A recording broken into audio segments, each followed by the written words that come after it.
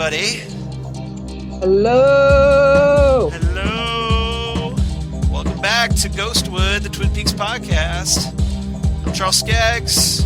With me as always, Miss Jackpots. Miss Jackpots herself. Xan Sprouse. Yes, yes.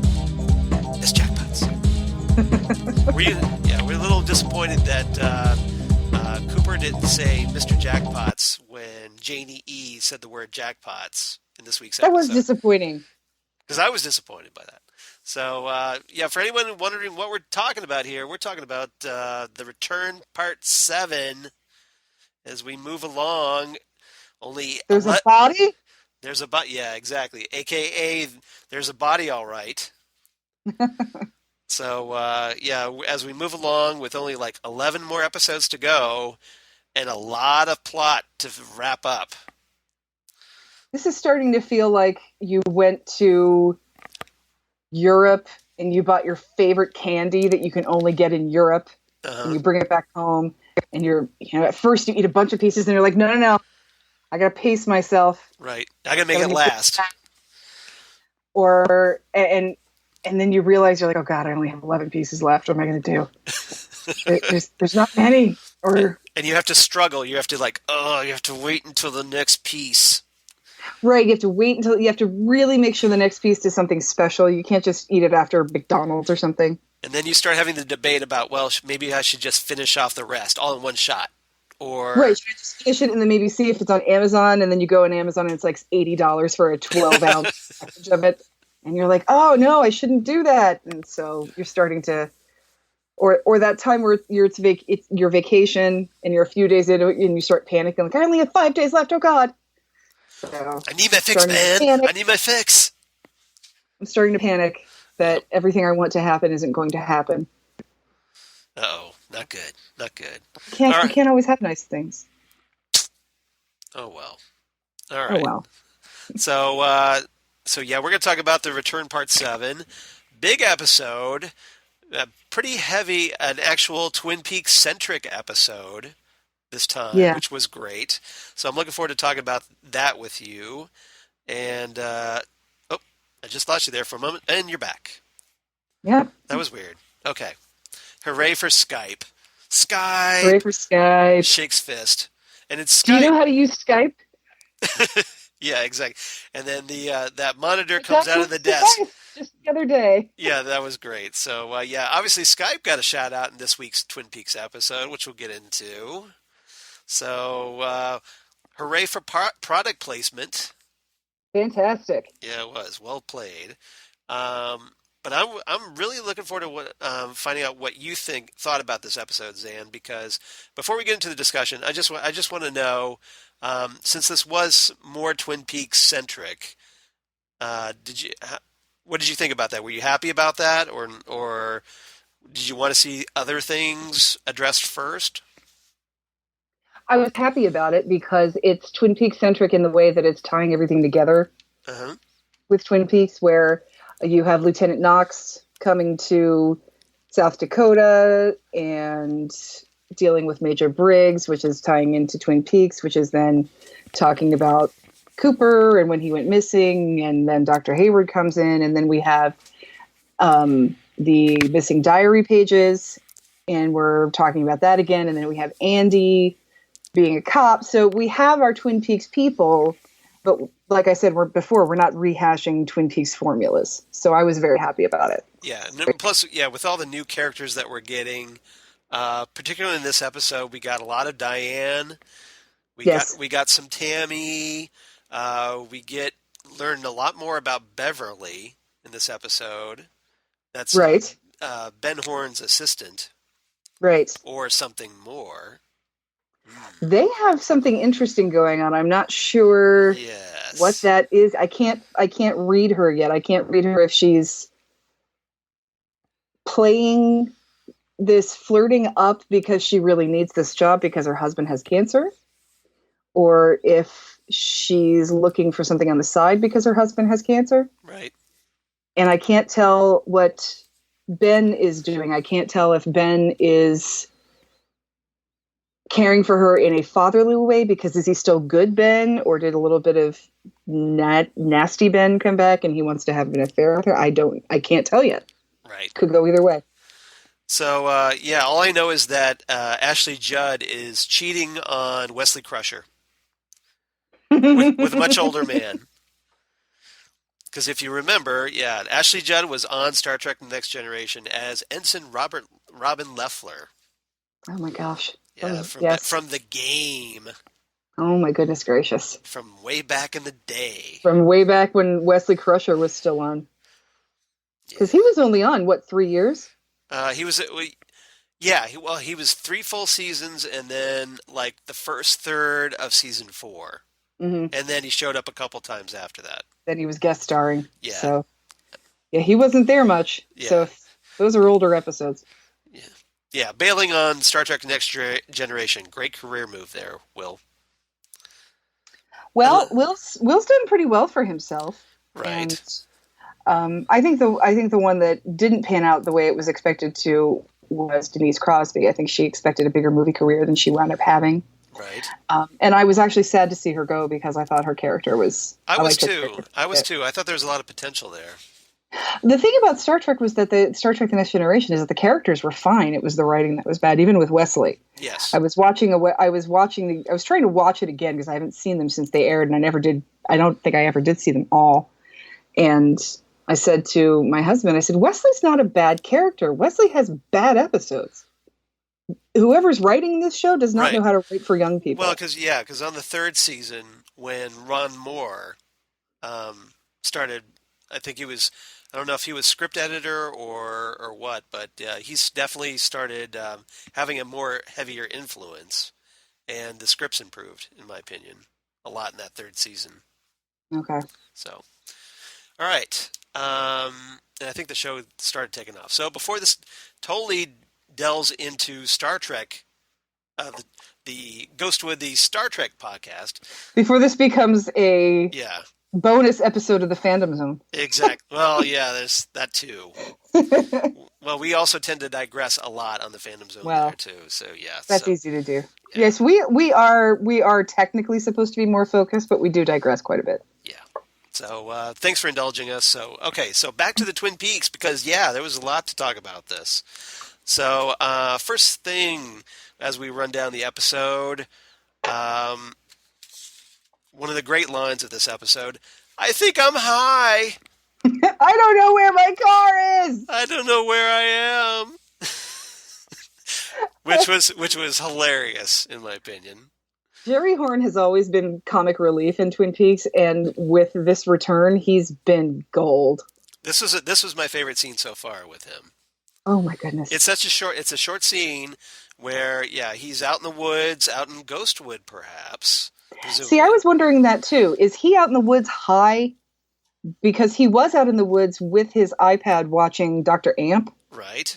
And just getting baked. So is he out in the woods just really, really high? Or is he out in a part of the woods that he shouldn't be in? Like, does he feel something in the woods? Like, is he this weed-induced hypersensitive to the woods around him? I couldn't quite tell. And again, probably making more out of this than I should, but I was wondering that. You never know with Twin Peaks because, every time we think there's not a connection, there's a connection. It could be something really meaningful or it could be a shit shovel. Yeah, exactly. Nice Dr. Amp precept, by the way. That's going to be my new... I want shit shovel to replace red herring. Because they're kind of the same thing. You have this long, grandiose scene where this like are you getting something character? Are you getting something good or are you getting crap? Is what you're saying? Or do you think that this is going to be an answer? But no, it's just a shit shovel. Right. And so the shit shovel and a red herring are very similar. I think so. I think you're right. I think shit shovel should be red herring for the 21st century. Here's a question I want to pose for you then. Do you think it may have something to do with the alien abductions that have been hinted at on the show? That's what I mean. Okay. So, I thought you were talking about the evil in these woods. That, or just any of the juju that's been going on in the woods, either the aliens or the evil in this woods, or the fact that the lodge is opening again. Right. Could be just anything. Yeah. Yeah. Yeah, but I just, we don't know what's going on with Jerry. I mean, maybe that's just because he gets so high so often. But even you'd think by now he would know if he was high or not. Well, As much as he probably bakes in the woods. I have a feeling that Ben Horn has gotten several phone calls like this. You do get that vibe, yeah, that he was just like, here we go again.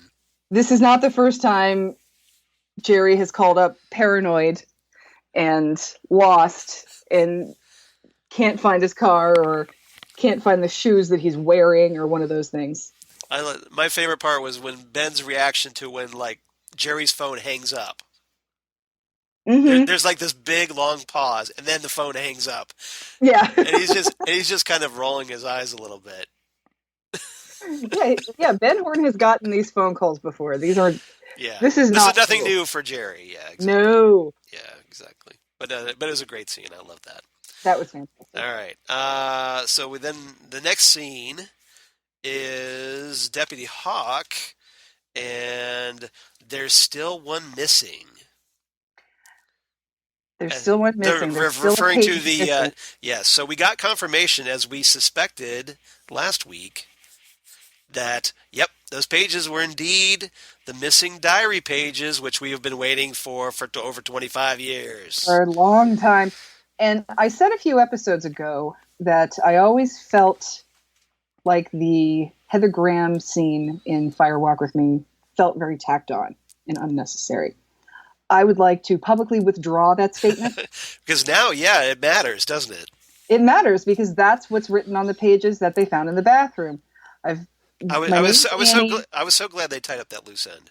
I thought that was wonderful. And this, my name is Annie. I've been with Dale and Laura. The good Dale is in the lodge and he can't get out. Write it in your diary. And so here's this diary entry. If I had this dream about this girl, and Hawk is saying there was a girl, Annie Blackburn, that was with Cooper that night, but she never knew Laura Palmer. And so Hawk is making the connection, but he's not fully knowing what actually conspired in the lodge. I think he got another piece of the puzzle, though. He certainly did. He did. He was part of enough of the investigation initially, and he was because he knows probably what Harry told him of what happened to Cooper.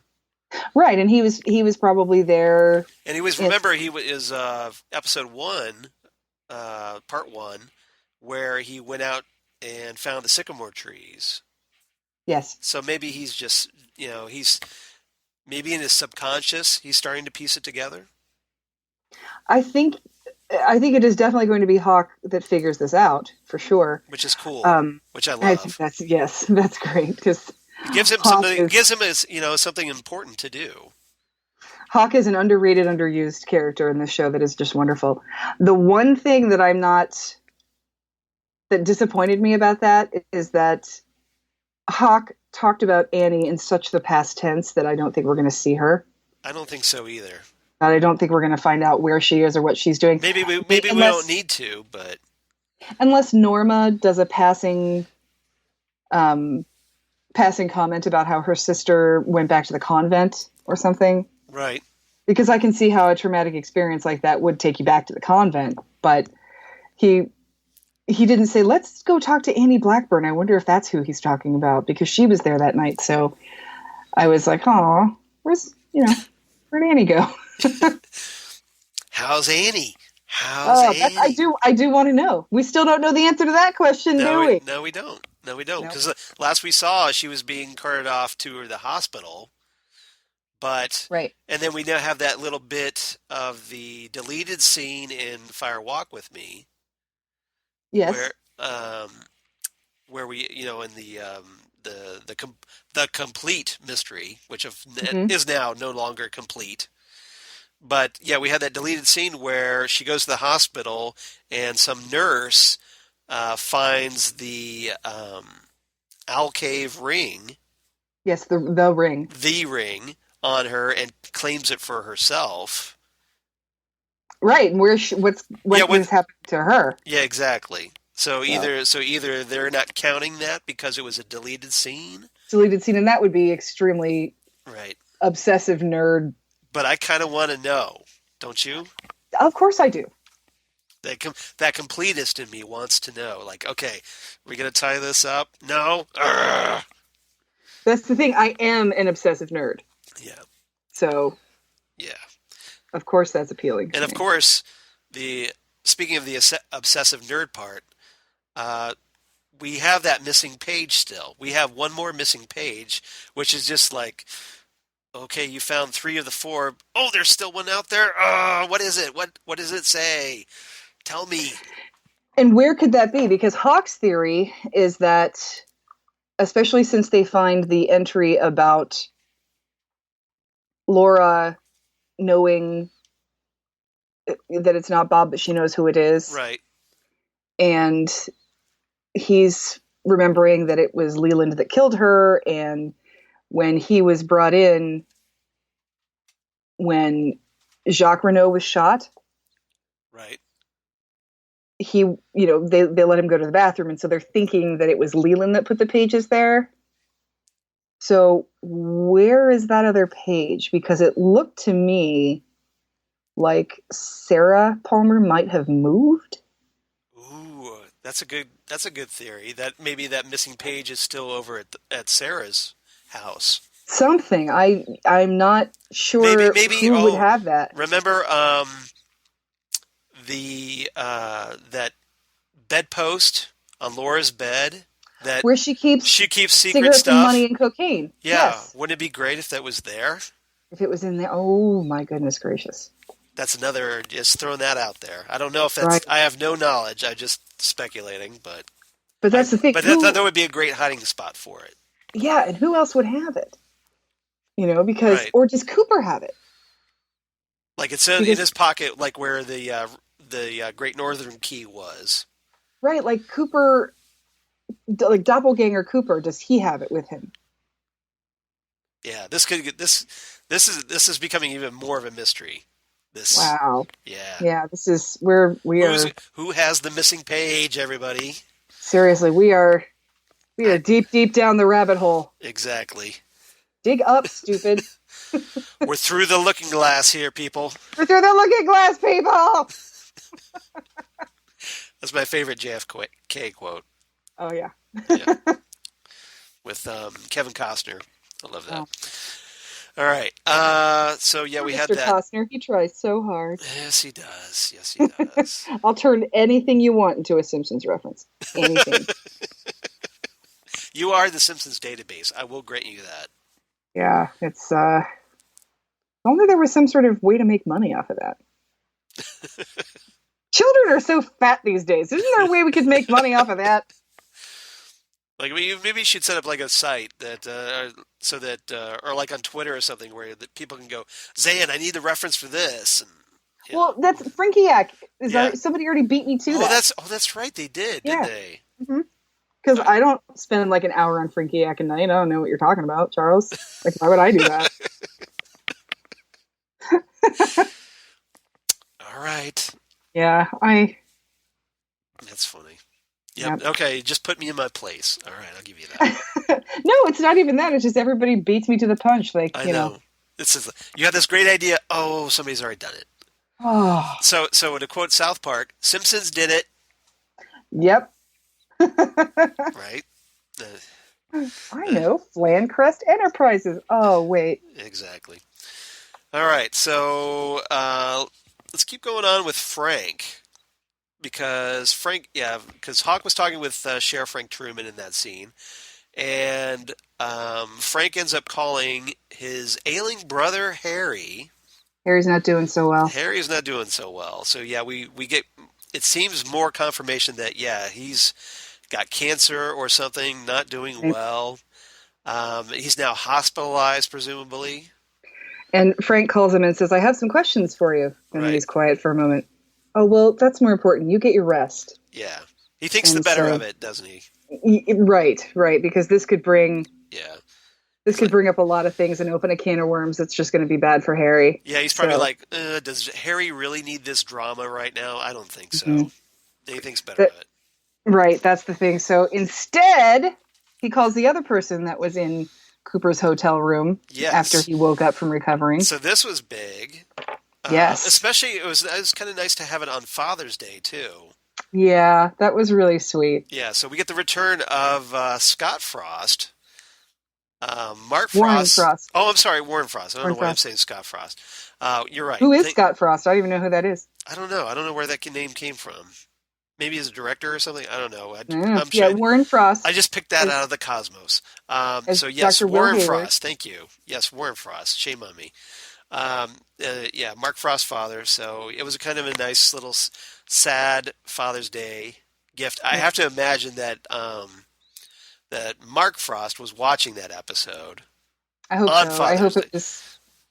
I hope it was nice for him and not too sad. Exactly. But so yeah, so we get Sheriff Truman, who apparently has a really cool desk. Yeah, he has one of those computer monitors that's It's wood all- encased that goes up and down It's into all his it's all desk. secret agent style. It rises up. Yeah, Twin Peaks has these secret agent computers and Yep. like 8 employees now in their police department. Something happened that gave them funding. I don't know. Maybe like Harry got really serious about it after Cooper. It's like we need to upgrade or something. We gotta get our act together because there's too much darkness going on in our town. Maybe that's where all the weed tax is going. Right into the police department. Well, we know Jerry Horn's shelling out a lot. Jerry Horn. He probably has his own brand of decision. He probably has his own brand of Kush. He does. That's what they do. That's part of the Horn's business is they're selling weed. Exactly. So, yeah, and of course, on his keyboard that he doesn't need a mouse for, he just hunt and packs on the keyboard, and I loved that. I love that he has the super secret agent computer that comes out of his table, and he's still typing with 2 fingers, exactly, like everybody's dad. Yeah, exactly. And what he pulls up, product placement, Skype. And he calls Dr. Hayward and says, "Hey, Doc, do you know how to use Skype? Use it all the time. Just diagnose Mrs. What's-her-name Sprouse." What's your handle? What's your handle? It's like Hayward Doc or something like that. I thought he said. I should have written that down because I think it was Hayward Doc, but I'm not sure. I should have written it down because I'm sure as the second that aired, if somebody tried to change their handle to that. If I tried to get it now, it'd probably be like Hayward Doc 1012. It'd be great if there was actually a Hayward Doc that was affiliated with the show. Yeah, that'd be fun. Yeah, that would be. So yeah, I don't know, but one of those where they talk about websites and then you go to them and they actually make a fake page for it. That would be cool. Stealth marketing. Yep. Exactly. So we get to see Doc Hayward again, which was great.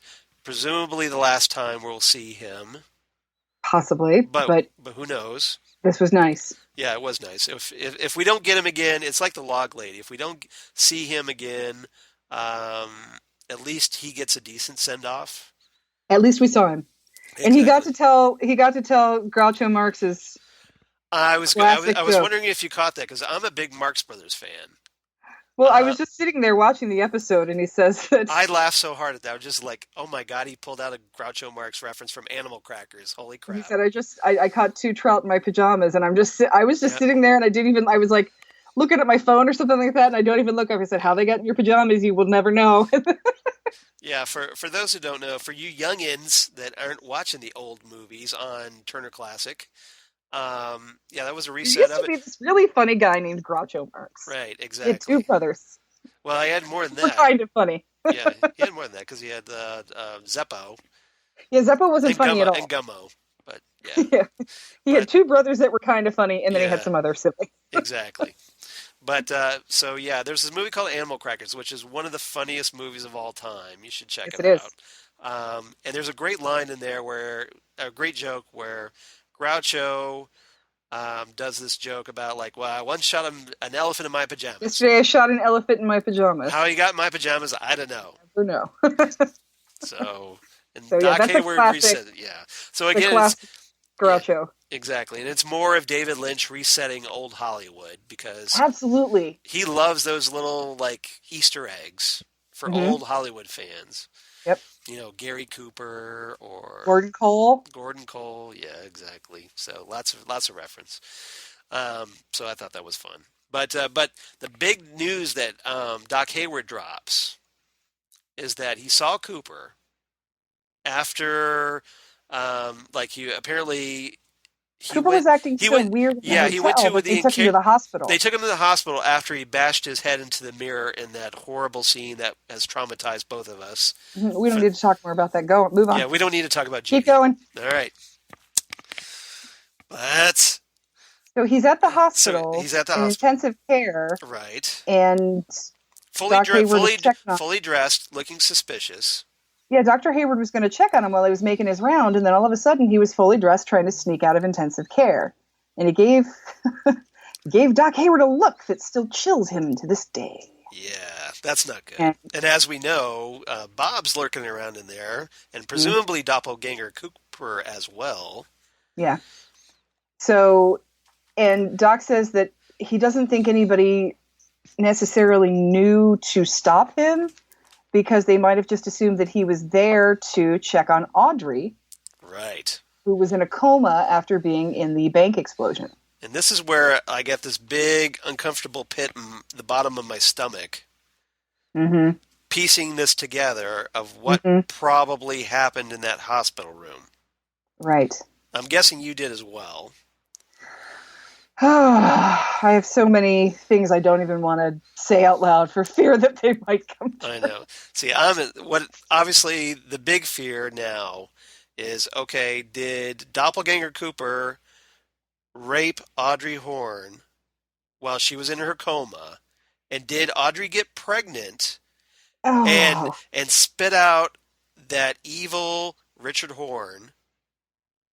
So that making Richard Horne Doppelganger Cooper's kid. That was the implication in this scene, right? That is it. I can't even.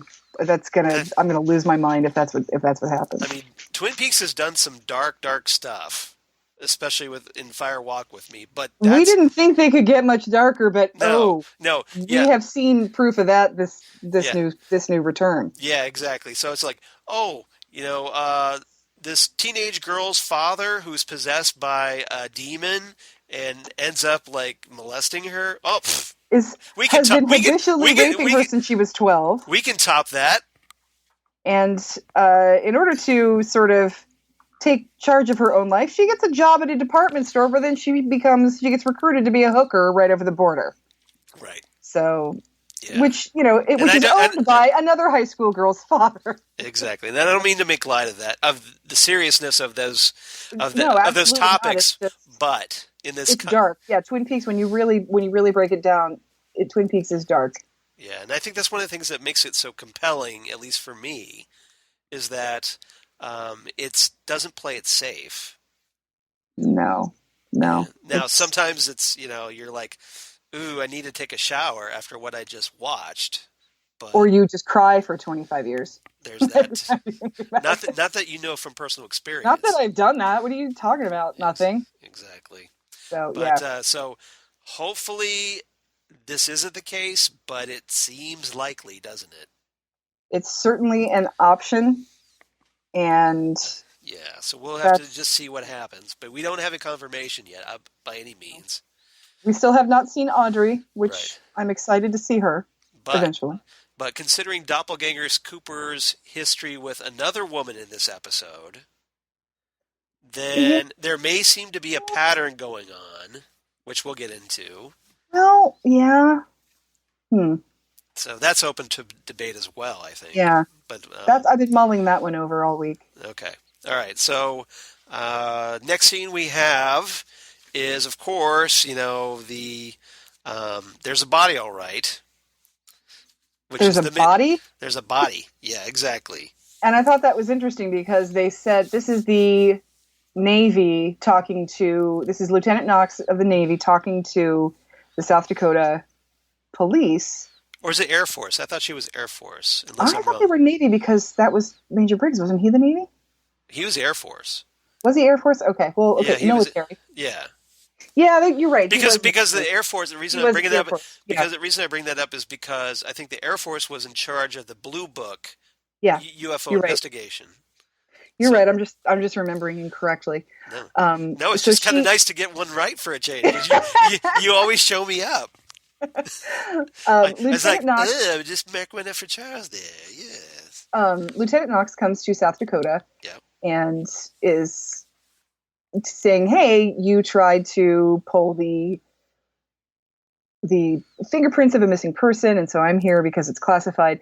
So, and we heard a couple episodes ago that there have been 16 attempts to view that profile based on those fingerprints, Right. but this is only the first time there's been a body. Yeah. So, what the heck is up with that? And according to the stand-up comedian medical examiner, Yes. this body is in its late 40s and died a couple of days ago, which would have been perfectly reasonable if this was 1993 again or something. Right. Because Major Briggs should be about 70 years old now. And if you remember, that was something I brought up here on the podcast where I was talking about, well, if it's him, he'd have to time travel, wouldn't he? When I said, "What is it? Could it be Major Briggs?" You said, "Where's the body been?" Because the body looks like it's been rotting for 25 years. Yeah, that was my argument. It was just like, well, yeah, it would either have to be like preserved somewhere cryogenically or time travel, which has been hinted about on Twin Peaks before. Time travel or interdimensional travel. You know, is he? You know, his head is apparently still out in space. Yeah, or just time flowing differently wherever he was. Exactly, and then if that's the case, if he is doing that, what are these other 15 incidences of his fingerprints? Right, and who was doing that? Who was behind those attempts to bring that up? Right, is he being like, you know, because we don't know who has pulled those fingerprints. Was it just a crime? Like, was it a robbery or a break-in? Or I'm kind of thinking it's the millionaire behind the Glass Box Project. That would make sense. Well, nothing makes sense, but that's a reasonable theory. This is Twin Peaks, Xan. Yes. Careful the words you choose here. Nothing is real. And he could be doing some Doctor Who thing where he's jumping around. Right. All timey-wimey. Yeah. Wibbly wobbly. Yeah. And he's there on the scene of things, so his fingerprints are being pulled, but unless I knew what those fingerprints were being pulled for those 15 times, I don't know, because they're obviously pulling prints for something, but they're not pulling them off bodies. They're not pulling them off of John Doe's or anything like that. So right. That was very interesting. And she is completely flabbergasted by this and calls Carl Davis, who is Ernie Hudson, and says, I love that. Okay, I love that Ernie Hudson's character has apparently been named after Don Davis, the actor who played Major Briggs. I love that. I saw that too. I thought that was great. And she says that, okay, two things. He doesn't have a head, and his age is wrong. And so she goes back and tells the police and the medical examiner, no one accesses this body without us here, without us supervising it. And the cop says, "Are you going to let us in on this?" She says, "Well, you didn't hear it from me, but I don't think this is going to be your investigation much longer." Right. So they're taking over. Yeah, the government is going to come in, and because this is a very top secret, bizarre situation that they've been tracking, and to them it's just this bizarre murder by the principal. Now, I wonder if this is going to be how Gordon and Albert get pulled in, and Tammy. I'm thinking that might be how this. I'm thinking that'd be how it connects. Together. Yes, that's going to be. They're going to go back to Twin Peaks to get more information on him, and then they're still going to be there, and because Gordon and Albert and Diane right now are in South Dakota. Yes. So I'm thinking that while they're there, hey, since you're there, they seem to have found. Yeah, let's swing by old Buckhorn. Yeah, go to Buckhorn. They think they found Garland Briggs. Yeah. So maybe that's the next step on their quest. Right. I think that is going to be how these search. Yeah. These searches link up. Now, the other thing about this scene that was pretty significant, the charred man is back. Yeah, The he's the somebody. creepy, sooty looking guy, Yeah, this th- the raggedy looking guy walking around the hospital. who hasn't been in the show since episode part two, where Right. he was in the cell adjacent to The principal, yes, the principal that was Matthew arrested. Lillard. Yes, Yeah. yeah. I keep picturing Shaggy from Scooby Doo movies for some reason, but I because always it's picture him from Scream. fair enough. That was the first time I saw him. He was, Yes, however, very good in The Descendants. I I haven't thought he seen. did a good job in that. I haven't seen that. That's an interesting movie. I have to check that out. All right. So yeah, this charred man or whatever he is, he's interesting because remember in the cell, he kind of just up and disappears. Yeah, he just it So evaporates into the darkness. presumably he's like one of the spirits, like presumably that was kind of like the arms group in Fire Walk with Me when they were having that little secret meeting that Philip Jeffries crashed. Right. I feel like he is the new Philip Jeffries, just sort of turning up places. Right. You know how they almost they run into him and Yeah. then he comes to sell shoes, yeah, that kind of thing. He's because everybody's changing roles because not Philip Jeffries, Philip Gerard. There's too many Philip. Yeah, G there's too many just Phillips. sounds. Yeah. Philip just sounds. So Philip Gerard and because with Philip Gerard, the one-armed man, Mike, being in the lodge. he's the new man from another place. Exactly. And so somebody has to be him. Right, exactly. Somebody has to be him, the Somebody's got to Harbinger. fill that role, yes. He has to be the Bob Harbinger. The guy wandering around Right. ominously. Right. I don't know who this guy is, so Yeah, but yeah, definitely, obviously something to watch. And there's this real creepy music when he sauntered down the hall. mm-hmm. So yeah, Because at first he just sort of looked like some extra in the background, but then then he disappeared. they made sure to focus on him when he walked by the door, and you're like, oh, that's the guy. Yep, exactly. All right, so yeah, so there's that, and then of course that leads us to the return of Albert and Gordon, who, when Albert tries to convince Diane, or tries to convince Gordon to go see Diane, because apparently his attempt ended up in a big FU. Can you imagine the Yes. amount of sensitivity and delicateness that Albert did not put into this job of trying to get Diane to come talk to Gordon? Yes, and I love the fact that Albert just talks about like, hey, I tried to make that happen, and then I came home and I was like dripping wet with pneumonia, and Yeah. and then I love this great part after that where he makes Gordon say please Right. for requesting Albert's help, which was great. Oh, So he Albert. finally does that, and and then we have so Gordon and Albert go to see Diane, and they go check out her place, and it's all very Asian fusion decor. But it's also very mid-century modern. I just want to say I want every stick of furniture in her apartment. It did look nice, didn't it? I loved it. Yeah, it was great. And she's got some kind of male companion there. I don't think she has any real connection to this guy. I just Right. think that's who comes Just happened home to be with her from the there. bar every now and again. Or maybe it was the first time last night. I don't know. He just said, the way he said, see you later, Diane, makes me think that this is just sort of like, A casual hey, relationship. you're here and I'm here. So, Right, exactly. you know. So, and then, of course, Diane tells Gordon to go F yourself.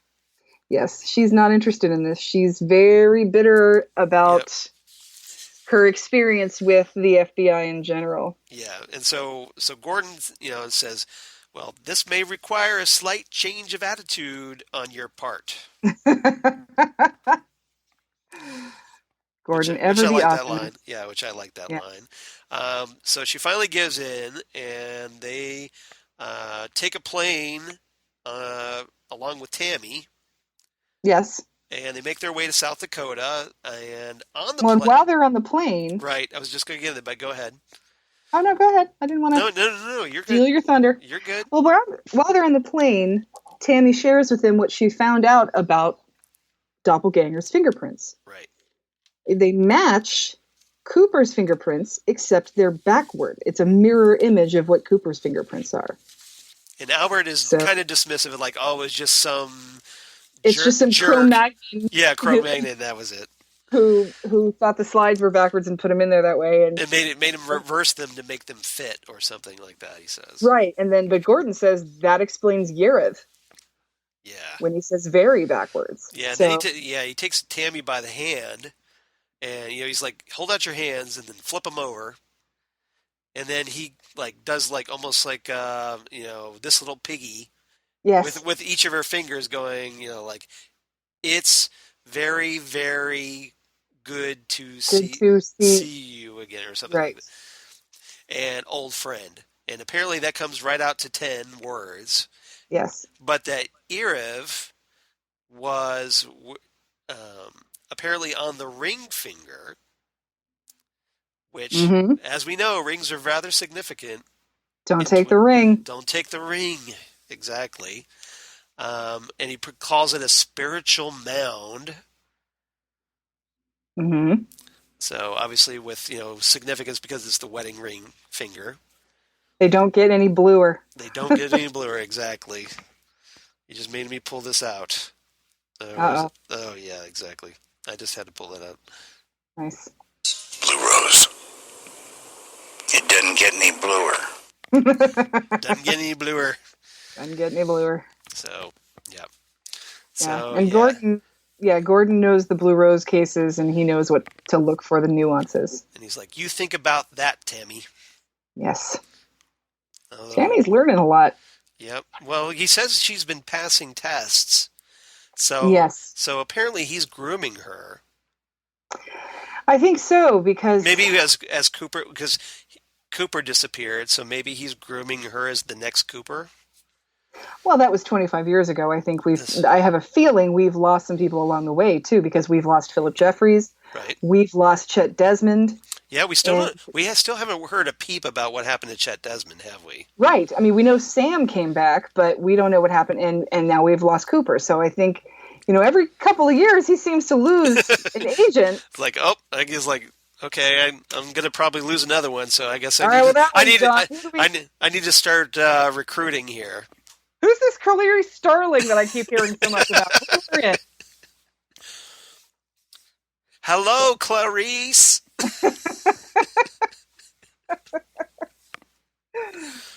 So, yeah, I have a feeling that, there's a long line of people who have done this. That is a rather fragrant scented perfume you're wearing. Your shoes look inexpensive. I just love that. We need a Gordon Cole mashup happen. Exactly. We need a Gordon Cole mashup of Silence of the Lambs so bad now. With Gordon Cole as Dr. doing the Dr. Jack. He would basically be Jack Crawford, but it's funny if he does the Dr. Lecter lines. Oh my goodness. Like in an interview. Oh my gosh. Yep. Yeah, that would be great. Too funny. Is that Laird du Temps? Do you spook easily, Clarice? Do you know Florence? Oh, sir, I don't know why you're shouting, but I'm right here, Dr. Lecter. Yeah, you don't have to speak too loud. But anyway. No, yourself. That's great. Do not get me going down this riff road. It'll just never end. Well, you know what's going to happen next time you see Silence of the Lambs. You're going to picture Gordon Cole. Yeah. In that movie, exactly, and that would be hilarious. All right. And then I'm going to inappropriately laugh at Silence of the Lambs. And then you're going to shake your fist, Charles. Something. Yes. And then everybody's going to look at me funny. Yep. Oh. Now, don't be doing that. All right. So yeah, there's that, and so they go. Um, they arrive at the penitentiary, or the is it a penitentiary or It's a federal pen. federal pen? Yeah. Yeah, okay. So and they set up the meeting between Diane 10 and minutes, and I talked to him alone. exactly. So this is a great scene with Laura Dern and Kyle Hmm. MacLachlan, in my opinion. I thought this was I thought so the too. way it's. If you notice, it's really interestingly lit. That like Doppelganger Cooper is very darkly lit. His face seems like he's like almost like he's got kind of sooty makeup on, And she's so and bright with that white hair and that pale and skin. she's Yeah. got this almost like bright spotlight on her practically. Right. This sort of alabaster glow Right, about her. right. So you have And like the white versus the black. hmm and they lift up the divider, and before he even sees Oliver, he says, "I knew it was going to be you." Yeah, and of course he's sitting there all eerily calm, Monotone and monotone, staring yeah. ahead with those beady black eyes. hmm And something conspired between the two of them the night before he left for Twin Peaks. Yeah, so again, this show takes a rather dark turn where we find out. Now we're not sure if it was actually Cooper before he entered the Black Lodge, or if it was Doppelganger Cooper. No, it was Cooper before he came into the lodge. It was the night before he left Okay. for Twin Peaks. Well, see, something happened here that really upset Diane. Well, did it upset her what happened, or did it upset her that he never came back? Like, was it See, that's the big debate here because we don't like like was it was it the sex, or was right. it something even more personal, or was it a See, the vibe I got was did you that tell her a secret? Did she tell him a secret? I don't quite know what happened. the vibe I got is that because Doppelganger Cooper is saying he remembers. So I'm And wondering. that's the thing, is that So Doppelganger Cooper is saying he remembers, but he's not giving us any details. So is he just messing with her? that's possible. I couldn't tell on this one. Well, I can't tell on most things, but I'm letting this one ride just to see where This it goes. this one could go two directions. I think more than Audrey and Cooper, or Doppelganger Cooper. Right. Because if it was Doppelganger Cooper that met with her that night, met with Diane that night, then presumably he forced himself on her. But see, if it was before he went to Twin Peaks, how could it have been Doppelganger Cooper? What, was it before I think so, because she said the night you left. but we don't know if that was before he disappeared. Because remember, they said that he disappeared. That's true. Yeah, that's true. You know what I'm saying here? Because I was just assuming it was the night before he left for Right. And Twin Peaks. and I'm assuming it was the night before he disappeared. Ooh, I wonder which one of us is right. I guess we'll find out, hopefully. We will find out. So, oh yes, please. Let us find out. Start your wagering now. Are you Team Xan or are you Team Charles? Either way, it's going to be interesting because that's true. He could have. See, if it's my theory, it's really dark because in addition to Audrey, he probably forced himself on Diane, and that's why she's so upset and was so shaken to see him again. But see, part of it for me, though, part of why I'm thinking he wasn't evil when he saw her last is because when they leave and they're outside in the parking lot, she says, it's not the passing of time. It's not how he looks. It's not how he sounds. It's what's in his heart. Okay. That's not him. So it seems, and since she's saying that what is in Doppelganger Cooper's heart is not the Cooper she knows, it seems to me that she only knows a good Cooper, which is why, that's why I'm thinking they had some sort of positive connection before he wound up leaving. I hope so. I hope you're right because I would like to think that, okay,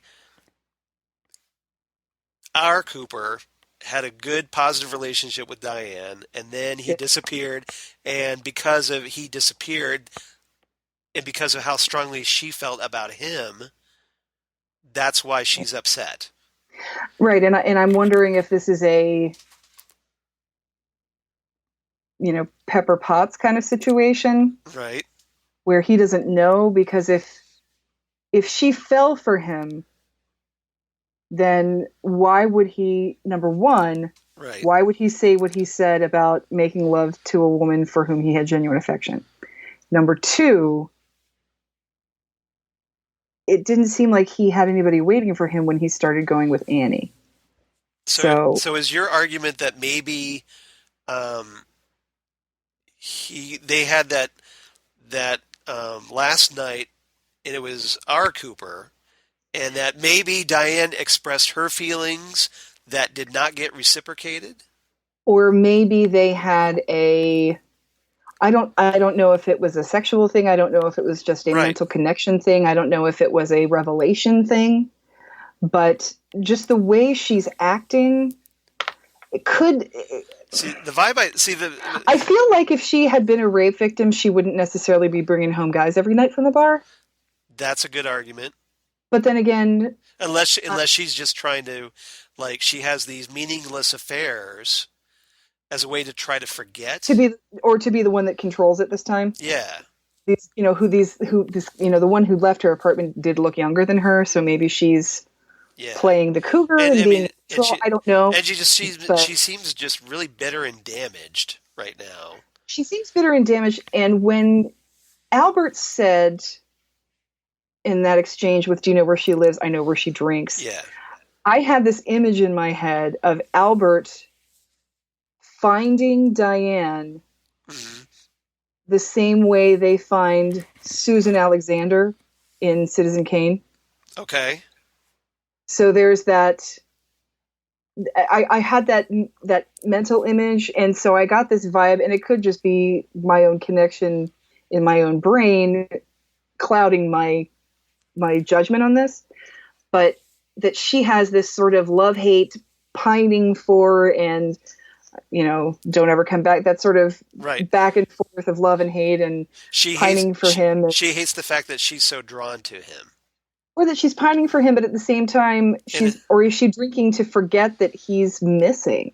Yeah, because they don't know where he is. I mean, he's been doing this stuff for a long time. Like she cares so much. She cares so much for him, but because he's missing, it upsets her because of how she felt about him. And I just got, and especially the way she said it to Gordon, and Laura Dern did a fantastic job doing this. Just the way she said, it's what's in his heart that I know it's not him. Right. And so it just made me feel like she had positive memories and feelings about Cooper, about our Cooper. And that's why she knows it's not him in there, because there's nothing about him that's positive. Okay. I hope you're right. I want you to be right on this one. I don't want to be right on this one. Just on this one. I hear you. No. But yeah, so we'll see. But see, I'm seeing the pattern here with Doppelganger Cooper, but I could be wrong. And hopefully I am. It all depends on what night he left, because I feel like... Yeah, we need more information. That's the thing, because I feel like if she had seen Cooper at some point when he was Doppelganger Cooper, the FBI would know about that. So I don't know. I honestly don't know. All right. So yeah, and she actually Diane reaches out to Gordon, as you were talking about, and hugs him, like clings onto him. And I kind of like Gordon's reaction there, because he's not sure what to do about, like, oh, you're hugging me. Mm-hmm. And he starts to put his arms around her, and he's like, what do I do here?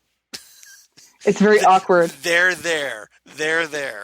Yes, it's very, very awkward. And he asks her... Like he's not used to being hugged, or he doesn't like it, one or the other. Or Diane has been so volatile that he's not sure... Right, he's thrown by her sudden emotional need. Right, she's not following what he's expecting of her. Right. And he asks her what happened that night. And she said, we'll talk sometime. Which I hate. Right. Well, no, because that's usually foreshadowing for this character is going to die without telling their story. I hope not. I hope I hope that doesn't happen. I hope it's because you're probably right though, but hopefully not. I know I don't. This is where I don't want to be right. Yeah. And so we need to have that talk now. Talk now, damn it.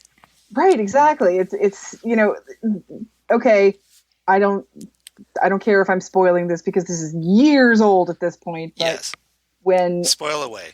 When Ned Stark is taking Jon Snow to the wall. Right. And Jon Snow says, in Game of Thrones. Game of Thrones, yes. Yes. He said, "You never did tell me who my mother is." And he's like, "Well, I'll tell you when I see you again." Right. And when I read that, I turned to my husband and I said, "He's going to die, isn't he?" Well, for one thing, it's Sean Bean. Of course, he's going to die because he dies in every movie. That was the weirdest thing about the movie Pixels. After we saw that movie, Chris and I looked at each other and you actually watched that movie?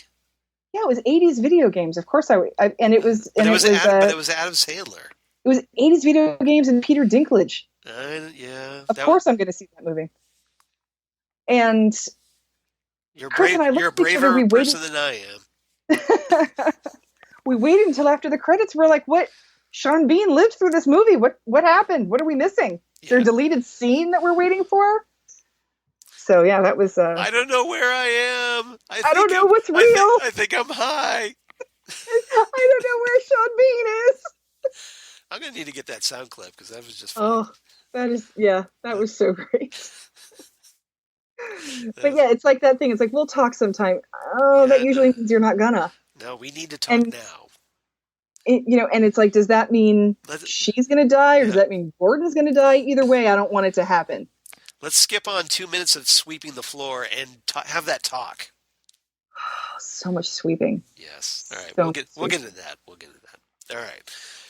So yeah, that was obviously a very big sequence in the episode, and at this point, we kind of follow up more with Doppelganger Cooper, who blackmails Warden Murphy because he plans his exit from the prison. He blackmails him with Mr. Strawberry, whoever that is. Yeah, he says, like, okay, I know about Joe McCluskey, whoever that is.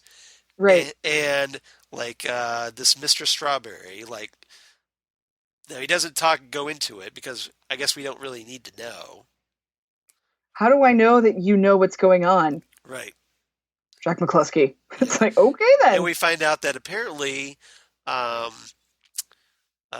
Doppelganger Cooper sent legs from a dog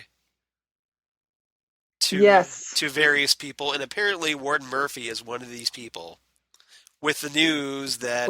Where are the other 3 legs? Yeah. So I only told 4 people. Each one of them got, a dog leg with this news. Mm-hmm. And so, yeah. So he's like, I'm not going to bug you. Like, you give me what I want. And, so he's like, I want a friend in the glove compartment.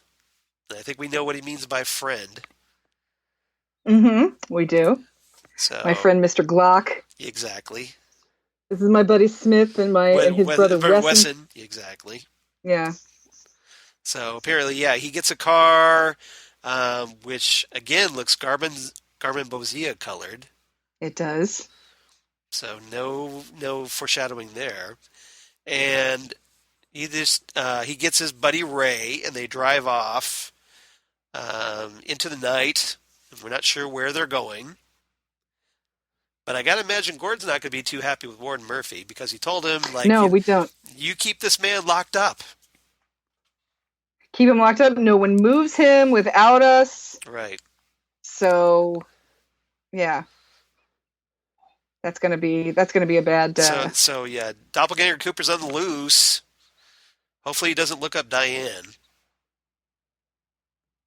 Hopefully he doesn't look up Diane, and hopefully he doesn't make it back to the lodge before Cooper does. Yeah. Before Dougie does. The race is on. The race is on. Yes, exactly. So speaking of Dougie, or Cooper as Dougie, we kind of pick up with Janie, who goes to pick up Dougie in air quotes, from work at the Lucky 7 insurance company. And some cops show up just as she gets there with the news about what happened to Dougie's car. That it was involved in an explosion, and there were some fatalities, and where were you? And yeah, exactly. And the cops want to know why they didn't report it as stolen. Well, because Dougie's been on vendors before. Exactly. he's had some memory problems, and he's not been well, and so say, look, I just came through an electrical outlet recently. I'm not feeling all that great right now. I just lost like 80 pounds in like a minute. That's not good. I don't know how to wear a tie. I did upgrade my wardrobe from those ugly, oversized jacket, but I've got $400,000 and I've had 2 rides, but I don't know anything that's going on. However, Jake gives 2 rides. Jake gives 2 rides. So there's Janie E. taking care of business and telling these cops, "Listen, you can talk. We can talk about this tomorrow. He's tired. I'm tired. Our son is waiting. Blah blah blah." And then his boss comes in and wants to talk about those files, but it can wait till tomorrow because I think everybody's kind of afraid of Janie E. because she just really kind of tells it like it is. Well, as we know, she's a tough dame. She's a tough dame and isn't intimidating as all get out. She gave them more than they deserved, and it's over. Right. So, and they'll have insurance money from the car, and now they can get him a nice, good car. And once again, Naomi Watts is killing it. Killing it. Yeah. So they're leaving. Yeah. They're leaving work. This is a big scene. This is an amazing scene. And guess who shows up? But Ike the Spike. Ike the Spike. With a gun. I'm a good man. That? And so he comes running through this crowd. Because remember, his spike was broken. His spike was broken. Oh, no. It was bent. He bent his Wookiee. And so another great Simpsons reference, by the way. Anything. Give me anything. It's a Ralph Wiggum. I'm all over it because Ralph's my favorite character. Oh, little Ralphie. Yep. Choo, choo, choo, choo. Anyway. Me fail English. That's impossible. That's impossible. With a gun pointed at Cooper, and Cooper just slams him down by the neck. Yep. And then we have this he shoves Janie out of the way, he shoves her out of the way, behind him, he goes in front of her. Exactly, like he basically goes all Batman, and and shoves her out of the way, does a big takedown move of Ike the Spike, slams him down, chops him in the throat several times, and Janie's trying to get him off of Cooper as well, right. And then we see this little Sprout, this little armed potato face Sprout, saying... And this is when all hell breaks loose. This is when all hell breaks loose, and it says, "Squeeze his hand off." Yeah, the return of the doppelganger arm. But it's not even the whole doppelganger. It's like a little Sprout version of it. It was like a little mini version, but I think it was just mostly because now we get... Obviously, nobody else sees this. Cooper's the only one who could see this. But and it's just it's all just angry, squeeze his hand off. And then Cooper just goes for his hand, and then we see the cops come, right? And they take away Ike the Spike, and then we see the gun, and there's a piece of hand on the gun. Yeah. So what happened with that? Hand off. So did somehow the gun become so hot that it fused with his skin, Ike the Spike's skin, and it came off when he removed it? I had no idea Cooper had these superpowers. Or was something on Ike the Spike's hand? I have no idea. I have no idea. But Ike the Spike is no longer a concern. Right. And this is the most Cooper has come back as himself. This was the closest we got to seeing Cooper again. Right, because as you know, Cooper has great reflexes. He's a good marksman. Right. So this is FBI agent Cooper coming back to us. We got one tiny step closer. I still think all he needs is a piece of pie, and that's going to do it. And another cup of coffee, a big cup of coffee. Let's have another cup of coffee, and let's have another piece of pie. Exactly. So I think it's not going to take much. Get him to the double R stat. Stat. Yeah. So And then we get some follow up, which I thought was good because we get a couple of eyewitnesses to the scene, and one of them gives it us. smelled funny. Yep, exactly. So yeah, what does Ike the Spike smell like? Burnt engine oil, perhaps? I'm wondering if he smells like burnt engine oil or if he just smells like cigarettes and sadness, and cheap motel rooms, and like a slight iron copper smell from being covered in blood. Exactly. But one of the lines I loved about that was Douglas Jones. He moved like a cobra. He moved like a cobra. I love that line. Not acting like a victim. She doesn't call him Dougie. She just calls him like Douglas Jones. Yeah, now he's Douglas. Yeah, now he's Douglas. He has a grown-up name now. Yeah. But he moved like a cobra. So I'm wondering, though, because if Dougie shows up on the television, maybe it makes the news. And, yeah, so maybe somebody catches that news report. Like, say, maybe Gordon or somebody sees a news report and goes, Dale Cooper. Or Gordon sees it, or Hawk sees it. Somebody's got to see that news. Somebody, yeah. Because they made a big deal about it. So I have to think somebody's got to see that news report. I think so, too. So maybe this is the catalyst we need. Hopefully. Oh, please come back to us, Cooper. We need him back. Because, we got to hurry up because, we only got 11 more episodes. We need Cooper back. We don't have this much time. Exactly. Clock is ticking. All right. So then we shift to the Great Northern Hotel where we pick up with the aforementioned Ashley Judd. What's that noise? Indeed. Yeah. So where do you think it's coming from? No, it's not over here. Right. It's definitely over there. Apparently it's been growing. There's a noise inside the Great Northern, at least in Ben's office. Yes. That apparently has been growing over the past week or so. So is this a certain person's spirit making a return, perhaps? I don't know. I wonder if this is the juju going down now that the keys are back, because that came in the mail were the keys. Yep. So and he's like, I think this was. Yeah, we haven't had keys for over 20 years. We switched to cards. We switched to cards like 20 years ago, and then but the keys are back, so he's starting to talk about that again. And then of course Beverly says, "Who's Laura Palmer?" So Beverly's obviously not native to Twin Peaks. So. And Ben of course is like, "That's a long story." That's a long story, and it is. Yeah. I thought in this episode we were going to see Audrey. I did too. Because when they go to the corner, remember Audrey used to hide behind the wall and spy on her father? Oh, yeah.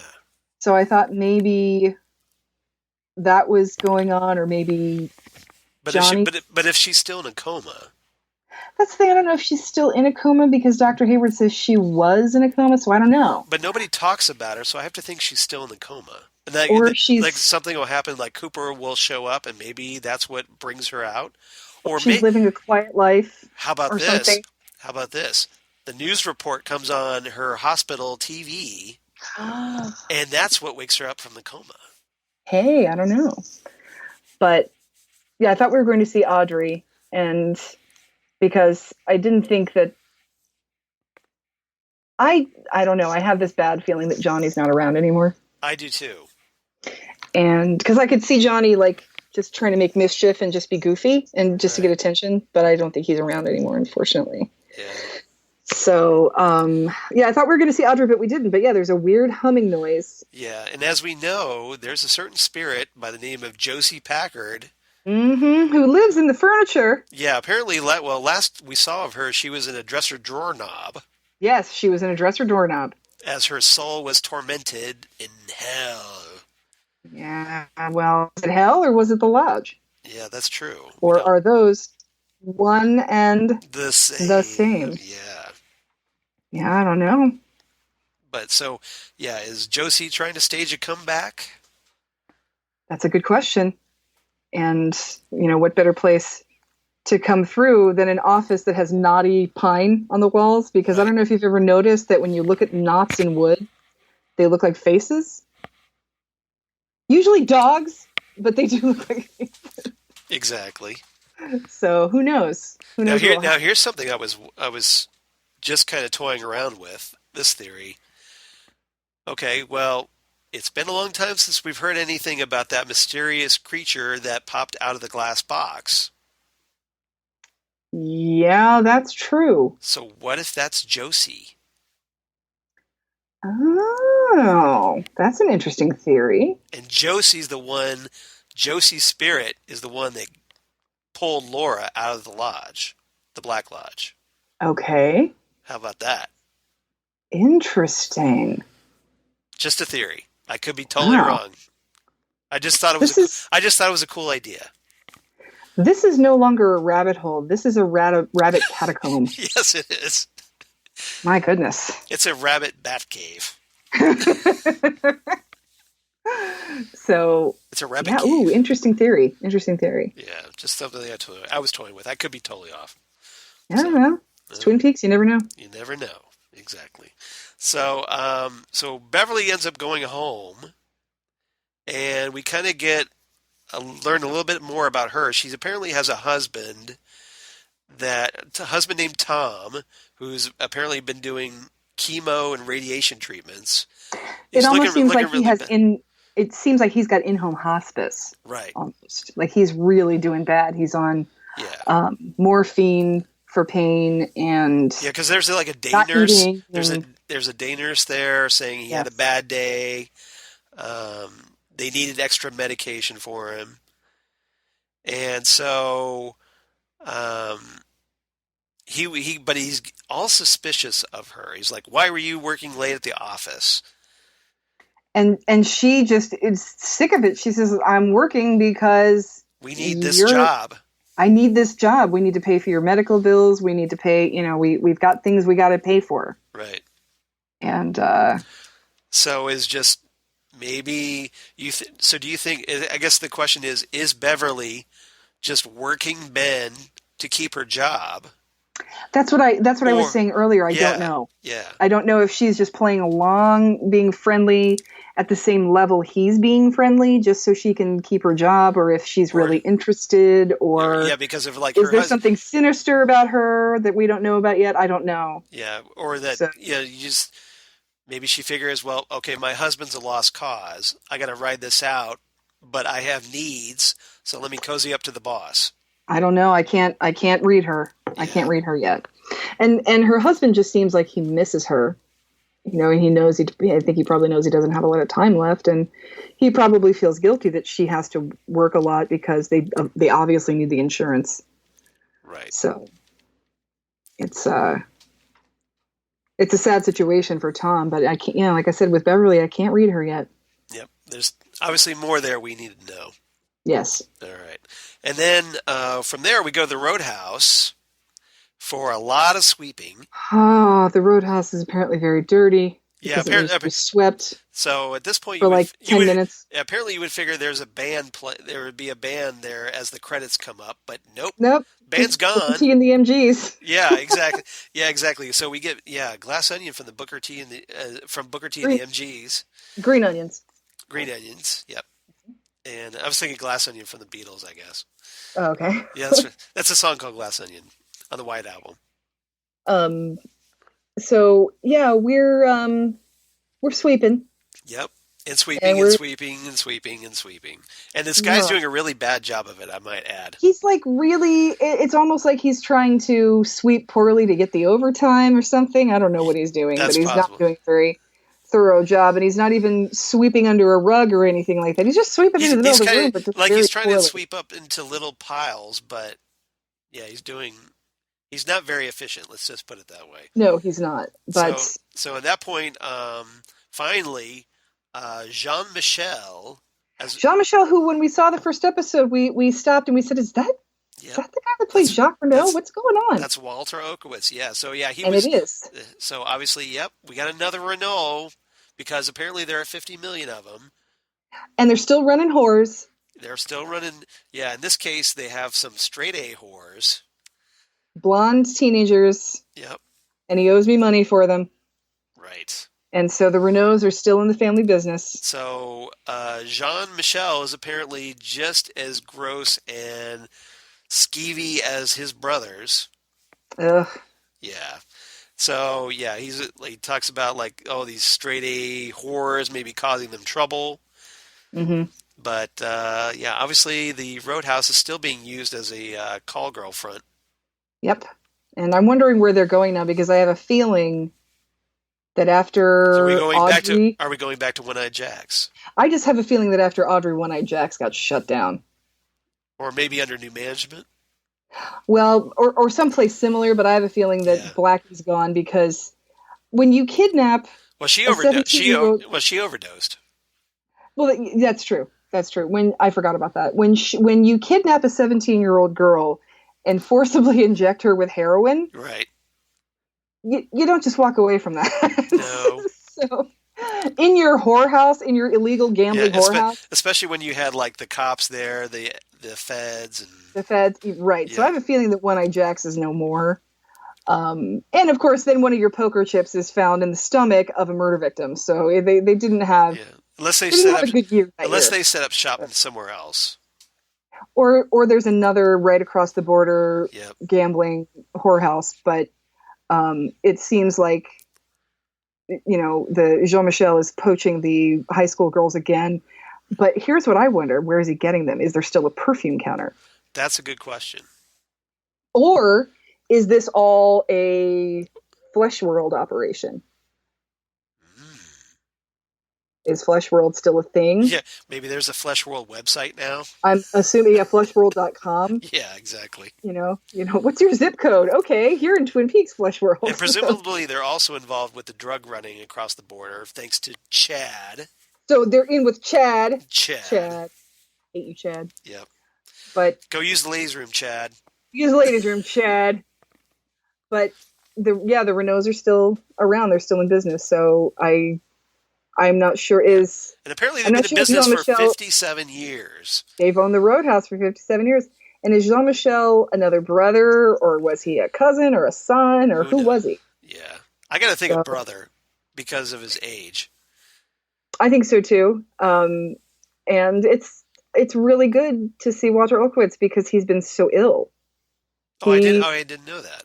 Yes, he had He looks good if he's ill, but he's almost 70, I believe. I believe he's in his late 60s. He's in his late 60s, and he needed a knee replacement surgery, which got infected, and he almost lost his leg. Ooh. So he had to have these really pricey injections that were not covered by insurance. So I think he had a GoFundMe page for a while. Oh, I wasn't aware of that. But he's doing a lot better now. But yeah, he almost lost his leg due to infection after having knee surgery. I'm glad he's doing better.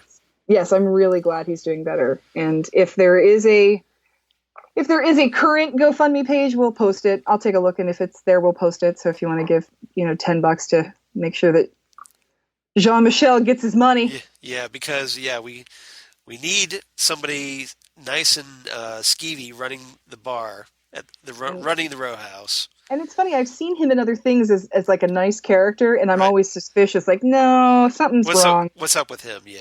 Yeah, something's wrong with him. Yeah. that's Jacques Renault. He's up to no good. I'm sure he's the nicest person in real life. So. Oh, he's probably this giant teddy bear of a man that just is really sweet, but he plays a really good skeevy character. He sure does. Yeah. He sure does. He's good at what he does. Yeah, he is. So, let's see, and then that kind of pretty much wraps us up. After, Doppelganger Cooper does his jailbreak, and then we have a quick little, almost like just a quick epilogue at the Day in the Life at the Double R. Day in the Life at the Double R, where they're rocking out to Santo and Johnny's Sleepwalk. Has anyone seen Bing? Has anyone seen Bing? Which, for those who aren't aware, Bing is the character played by Riley Lynch, son of David Lynch, that was in the band Trouble, that played at the Roadhouse. And so we don't know where Bing is. Yeah, we don't know why this kid's looking for him. But total non sequitur. But total non sequitur. Yep. But they all just sort of look around like, nope, we don't. Nope. We're good. We're just, kicking back to the oldies. Yes. And what's really cool about that scene is from the angle it was filmed. Right. That's the booth I sat in. Oh. The night I had dinner there. Does that bring you back memories? So it looks exactly like having dinner there. It was great. Yeah. And then apparently they have a really good night trade at the Double R. That's the most people I've seen in the Double R. Well, I will say this. The Double R has good meatloaf and it serves booze. So there you go. What more could you want? But, so we have the epilogue with that. And so we're still left with questions. And we're still left impatient for Sunday. So that was a big episode. Well, we skipped over something. What did we skip over? Andy trying to... You're right. Thank you. Yeah. So, where he's like, but that's your truck. So that's the thing. So, yes. I forgot about Andy. Thank you. Yeah, Andy has tracked the truck that Richard Horn ran over that child in. To we should just call him Dick Horn. Dick Horn, yeah. This farmer's house. Yeah. And he's trying to ask him questions, and the farmer is very nervous, looking around, saying, "You can't be here right now. They're going to see you, or they'll know you're here, or something like that." He's really jumpy. He's really jumpy, and so Andy makes plans to meet him later at 4:30. At 4:30, and then by like 5:15, he's still not there. Yep. And then we cut back to the house, and there's no farmer, but the door is open. Yeah. So something apparently unpleasant happened. We don't know what. I don't think this is going to end well for this farmer, but the truck is still there. Right. So we finally got a 4:30 reference. We did. Remember the giant? Yes, we did get a 4:30 reference. So is this the 4:30 the giant was referring to? But I have to think not, because he said it to Cooper. How's Cooper going to know about Andy's meeting at 4:30? Unless it's a reference to that event that possibly the whatever happened behind in that farmer's house. Yeah, I'm not sure. Or it just could be a shit shovel. And he also mentioned, by the way, that that location where he wanted to meet was just a logging road off Sparkwood and 21. 21. Yes, so for your fans of the classic series of Twin Peaks, that's the spot where Laura jumped off James's bike and ran into the woods. Screamed, "I love you," and then ran into the woods, never to be seen alive again. So that's a big location in Twin Peaks. So and at the time, it was also Twin Peaks' only stoplight. Right. So what does that mean? What does that mean? I'm glad you brought this up, because I totally forgot about that. Yes. Yeah, I liked that scene because it looks like Andy is still Andy, but can do some policing. So, were you getting as frustrated with Andy, because it's like, okay, why are you not bringing this guy into the station? Why are you just trusting this guy to show up and meet you? And why aren't you, if he's this worried, why aren't you offering him some sort of protection? Why aren't you bringing him in so he can see? And why aren't you suspicious of him being all squirrely? Well, Andy assumes the best in people. Right. And that doesn't always work out for him. Yeah, not great policing by Andy in the scene. Andy would be a great policeman in Pleasantville. Yeah. And I think that's what he sort of thought it would be, because Twin Peaks is such a small town, and but nobody knew about the drug trade or the prostitution rings or any of the seedy underbelly. Some weird things happened to Boy Scouts when they went camping, and this girl who carries a log was lost in the woods for a while. There wasn't this much overt violence. Maybe you should take over for Chief Wiggum in Springfield. Wow, who is going to be more? Who's the more inept cop? Exactly. I think I'm going to go with Wiggum on this one still. Yeah, okay. Andy. Andy's not quite Wiggum level. No, I don't think Andy has lost his gun necessarily. Well, he did drop it. He did drop it. That's true. But and almost shot somebody with it. Oh, and I wonder if Andy believes in ghost cars on the freeway, like making eggs on his engine block. I just kind of teed that up for you, didn't I? Thanks. You're yes, welcome. I appreciate you setting that up for me. You're welcome. Anytime. All right, so let's go on. I guess that's about it, unless there's anything else I'm forgetting about the episode. No, I think, well, aside from David Lynch whistling a Rammstein song, I thought that was pretty... Is that what it was? Yeah. I was trying to figure out what he was whistling there. It was Rammstein, which I don't know about other American fans of Rammstein, but the first time I ever heard of them was in Lost Highway. Yep. So I feel like David Lynch sort of introduced America to Rammstein. I forget how that goes, but the Tote Scheide. Yeah. It's basically it's German metal, and it's if you don't know Rammstein, they're and they're one of those metal bands where the singer just is really serious sounding. Yeah, they do the song "Du Hast" on the Matrix, which is on the Matrix soundtrack. If you're looking for it, so yeah. And that was, they were pretty popular back in the Du hast nichts. Du hast nichts. Du hast nichts gefragt und man wie gesagt. I've not heard that song in so long. Yeah. But yeah, I always love those metal bands where they're... I don't dig much metal, but I like that song. Where they have a really serious sounding guy. Because Because he's sort of a mix between the screamer and the growler, because I don't like the growlers, because the metal growlers, sound like Cookie Monster. And seriously, like the next time you listen to Cookie. No, it's more like, metal, that metal.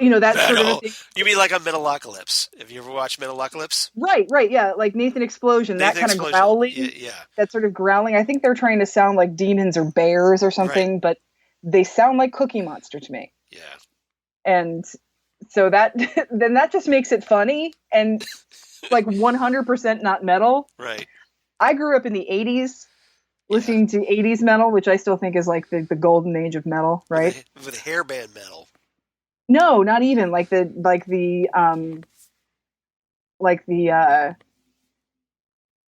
British metal. Oh, like early. Oh, you mean like Blue Oyster Cult and? No, I mean like Judas Priest. Priest, okay. Not even or even like German metal, like or Black Sabbath, maybe. Yeah, like Black Sabbath, or why can't I think of this band's name? Oh my gosh, That's all right. You know how sometimes your brain just loses what you're talking about? That's me. That's like me every 10 minutes. What are you talking That's like about? what happens the second you turn 40. You know stuff that just will not come out of your mouth. Don't get old, people. I don't recommend it. Don't admit it. I just turned 48. I don't recommend it. That's right. It was your birthday. Happy birthday, It Charles. was. Thank you. Thank you. I forgot about that. That's okay. I sent you a piece of pie on Facebook. You did. It was very odd. I appreciate that. Very Twin Peaks-ish greeting. Or like Motorhead. Oh yeah.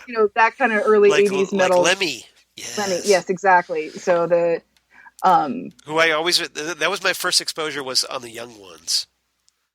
When they played yes. We played Ace of Spades. Ace of Spades, yes. That was that was my first exposure to metal or to Motorhead. That is. And I kept like really freaked out by that giant mole on Lemmy's face. Well, and I loved Lemmy too. How he played backwards, he played with his head back like that. And he had the microphone that came up and then down at him because he always leaned his head back. He was quite the imposing character. So for those who don't know, this is the digression part we were talking about earlier. This is definitely the digression part. But yeah, so the screamer metal was the stuff that I always preferred, and or even like the snarly metal, which would like a James Hetfield kind of thing would, or even bands like Slayer, or to a lesser extent Anthrax, Right.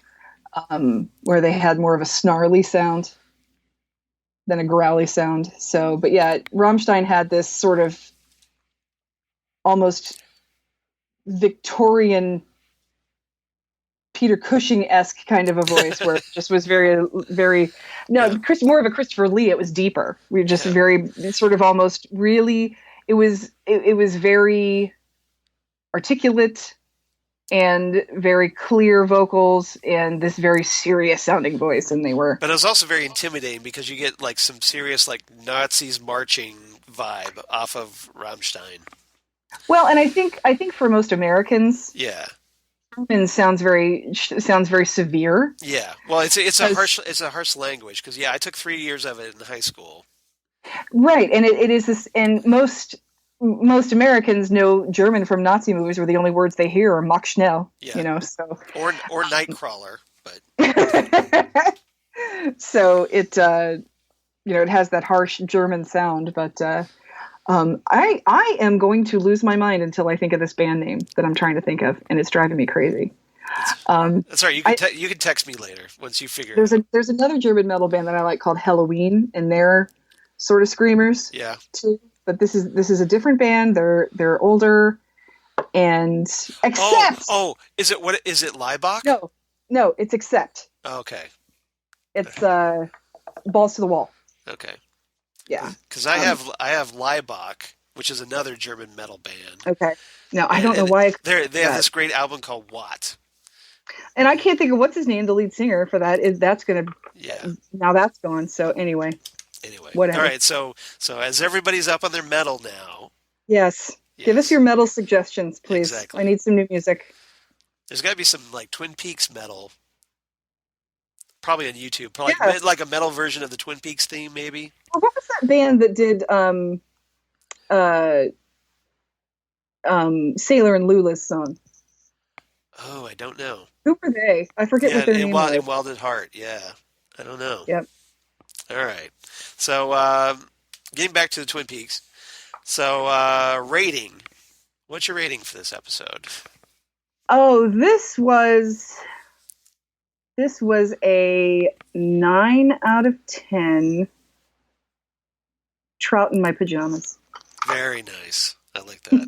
I like that. Once again, we're totally in sync because I really enjoyed this one. I thought it was a very well-rounded Twin Peaks episode. I gave it 9 out of 10 tiny airplane bottles of vodka. Oh, yeah. Because Diane was downing those things like they were going out of style. Like they were water. Yep. It's like she can't drink it fast enough after meeting Doppelganger Cooper, and I really can't blame her after that. I can't blame her either, especially if she's been pining all these years, and then here he is, and then it's not him. Yeah, it's something horrible in his place. Or, as my theory, it's the same guy that. I so hope you're wrong. I also hope I'm wrong too. This show is so dark. It's like, we don't need more darkness, but I'm afraid it is. Yes. I hope I'm wrong. Yeah, I hope you're wrong too. That'd be nice. All right. So, all right. Next time, obviously, we're going to talk about the return part 8. So hopefully we'll get some answers. We need to know what happened that night with Diane and Cooper. I hope we find out. Yeah, that's a big one. Or what's on that missing page from the diary? What's on the missing page? And the thing is, though, the night that Diane and Cooper are talking about, right? I would be okay if that was just something that they had between them. Right. I just want to know that it was a good thing. I do too. That's kind of all I care about. It'd be nice to have like that maybe Cooper had one little bit of happiness before he entered the lodge. Or that he and Diane were just very connected to each other. Right.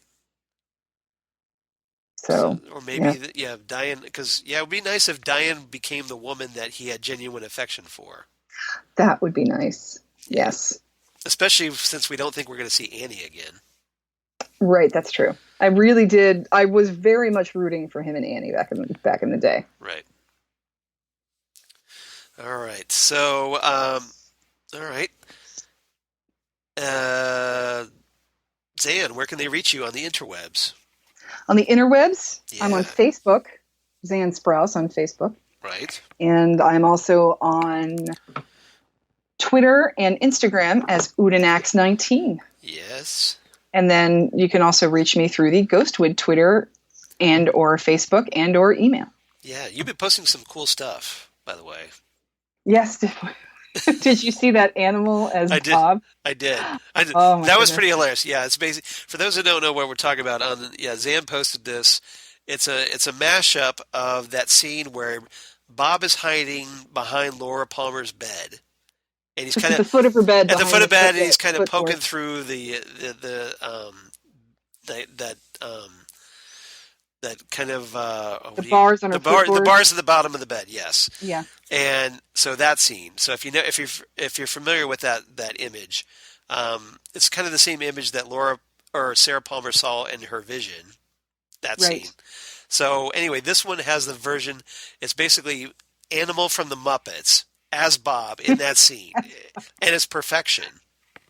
It's wonderful, right? And my friend Troy posted because it. of his hair. It works really well. Yeah, it works perfectly. My friend Troy posted it, and he said he is under the fan now. Yeah. So I shared it, and I just wrote, "The man behind the drums is looking for a woman," which is hilarious.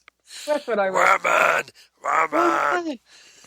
But yeah, there's been a lot of great animal mashups. There's did you see the Zardoz? Catch you with my death bag. Ah. Did you ever see the Zardoz animal? No. Now, it's Kermit in the foreground, Yeah. dressed up as Zardoz, and then off in the distance is Animal as the giant stone head. Nice. Oh, that is amazing. That's great.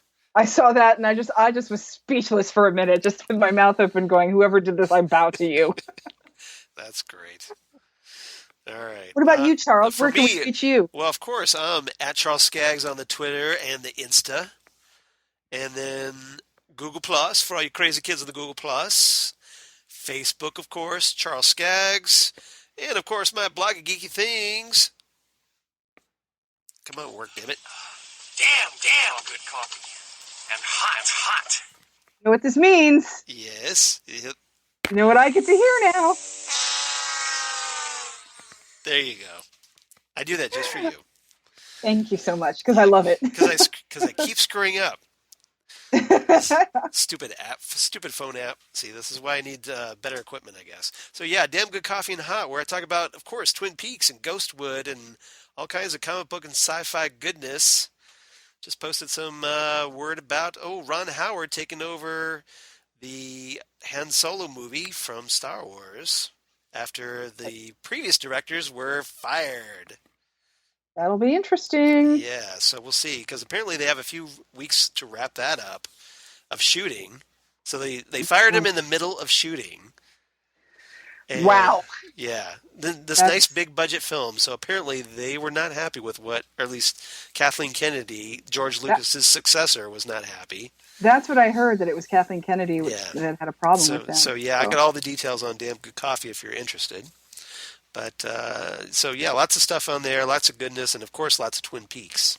So please check that out. And then for Ghostwood, of course, you can reach us at GhostwoodCast on the Twitter machine. Or you can email us, let us know what you've been thinking about the season so far, what you thought of episode 7 or the previous ones, at ghostwoodpodcast@gmail.com.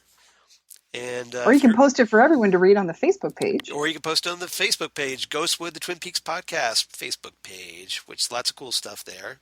But if you email it to us, we can read it over on the podcast. There's that.